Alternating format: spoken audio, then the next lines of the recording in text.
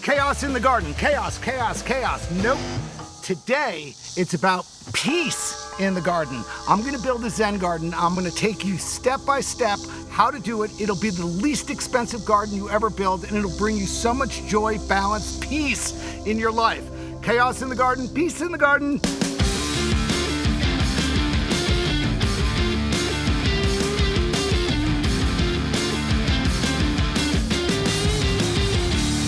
Okay, what exactly is a Zen garden? Well, it can be whatever you want it to be, but for me, it's a place of solitude. It's a place of peace. It's a place where I can meditate. With all the chaos going on around my gardens, it's time to simplify things. And the best part about it is there are 4 elements and 4 elements only. Earth, I'm using rocks. They're free or they're cheap.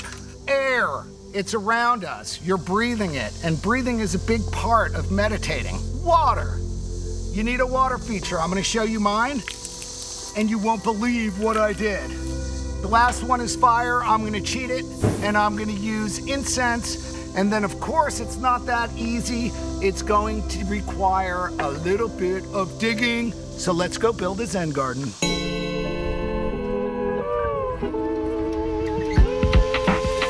Okay, here's the vision for my Zen garden, for my peace garden. I just want peace in my life.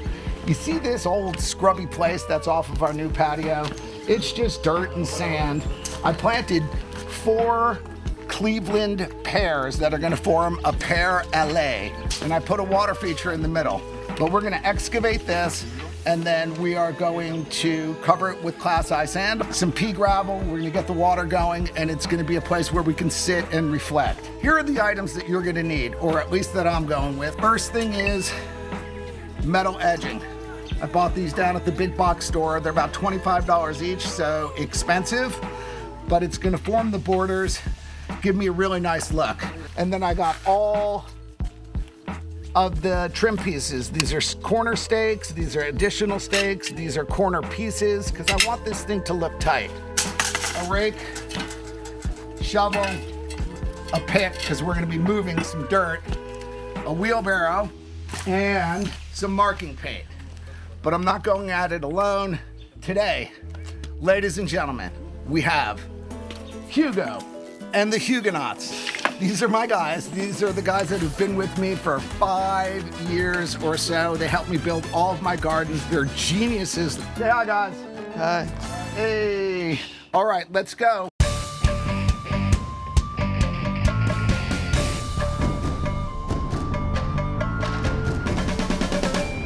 The Zen garden that we're outlining here with this feature stone that's gonna have gurgling water come out of it, right, is perfectly aligned with the center of our fireplace and with this opening here. These metal edges, I don't wanna cut them. They're 8 feet length, so we're trying to make the bed exactly 16 feet by using 2 of those, and then we have corner pieces. First thing is we're gonna edge it out, then we're gonna excavate it, then we're gonna fill it back in. I'm also gonna put a bench here, a stone limestone bench here, stone limestone bench here, and the idea is that people are gonna come out here and sit, they're gonna meditate and reflect.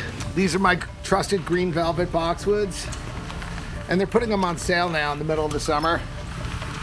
They're beautiful plants, but they tie in with the rest of the boxwoods that I have going around. This is going to be gravel, gravel, gravel out to here. And you can see the edges are already going in and how neat this is gonna look. And I'll get to this boulder in a minute. I mean, when you hear what I went through to put that boulder in, cringe, trust me. The Zen and peace of the garden hasn't found us yet. I mean, this is going to be a pretty good thunderstorm.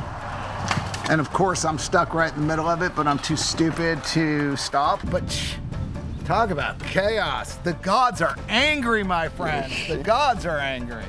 It's not hard work. All you have to do really is have a vision and kind of lay it out. It helps if it's not like an epic biblical thunderstorm while it's happening, but that's what we got, and we don't stop. Chaos in the garden, the project is on hold. We are having lightning bolts like hitting the farm. I had to put the Huguenots back in their truck. We are just on a rain delay. I am so upset because I want this to happen today, but it's not safe. We're having...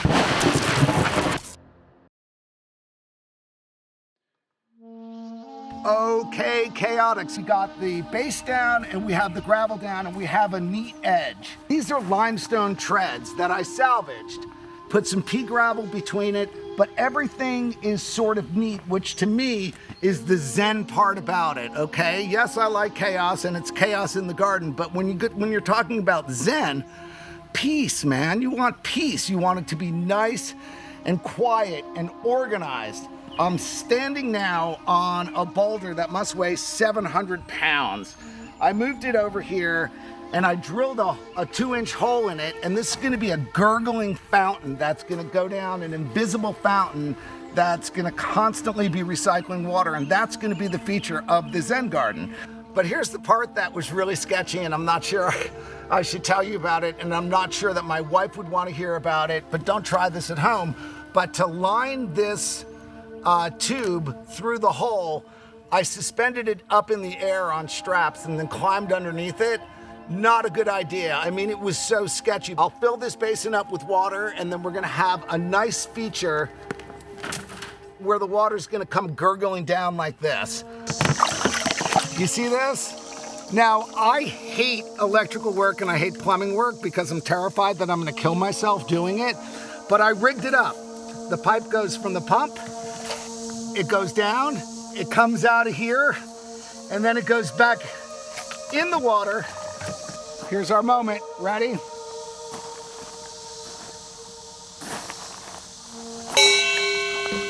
Oh, baby! Look at this. I can't believe this worked. So you can see the idea is it's gonna cascade down here. And I'm glad you're gonna see it before it's finished because you can actually see what's underneath. I am so stoked.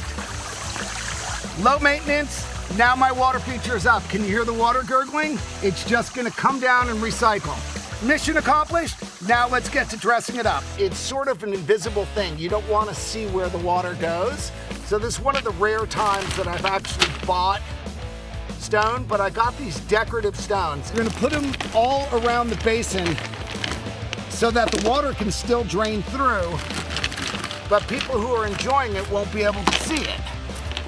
And it'll sort of be like the water is just going into this invisible void of rocks, and then it magically comes back up. These are like $6 a bag, but they match what I like. And I'm just gonna continue to dress this until you can't see this anymore. I'll bury the wire and then we'll be ready to go.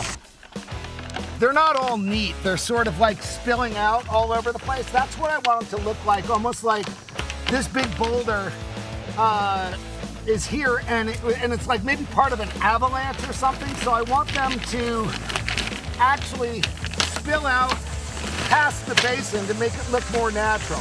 And again, for a Zen garden, it's all about nature. You don't want it to look artificial. You don't want to see any of the guts of this machine. I'm in love with it, man. I'm in love with it. Because we want to sit out here and this is our sanctuary, these are pieces of limestone and limestone bases just from my stone yard. You can get them wherever you want, make a bench at whatever you want, but make sure that you use natural products. Don't use any plastic out here. This is a place of peace and it has to be pure for it to be a Zen garden. Matching one over here. My Zen garden is complete. The fountain works and everything is neat, but I can't leave good enough alone. I want one more element. These are all my stones and rocks and things that I can use for projects. And I have this stone that I've been looking at. This one is just special. I'm thinking about just laying it on there somehow, and it doesn't have to be organized or make sense. You know me, I'm just obsessed. And so I'm thinking just a random placement of this boulder might be evocative. It kind of sets off the Buddha back there. It makes no sense. But out of that, there's something beautiful about it.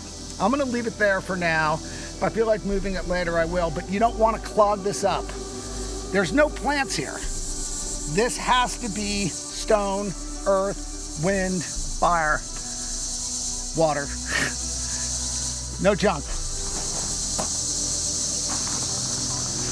These are just incense sticks. They'll get you in the mood to meditate and relax. So let's see if we can't get our fire going. This is actually Buddha, a young Buddha, Siddhartha. All right, I'm not a Buddhist, okay? But I know a lot about Buddhism because my favorite book of all time is Siddhartha by Hermann Hesse. I used to carry it around in my back pocket.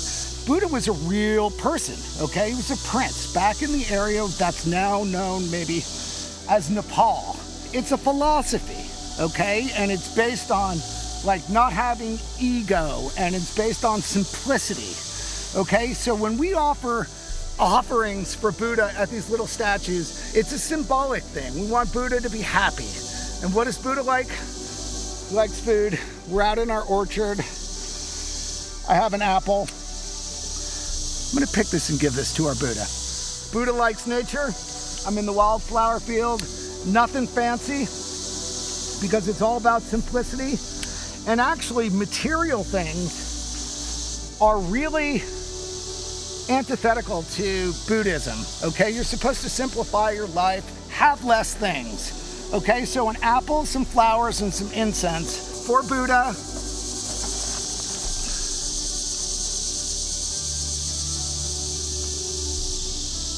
Hope he's happy.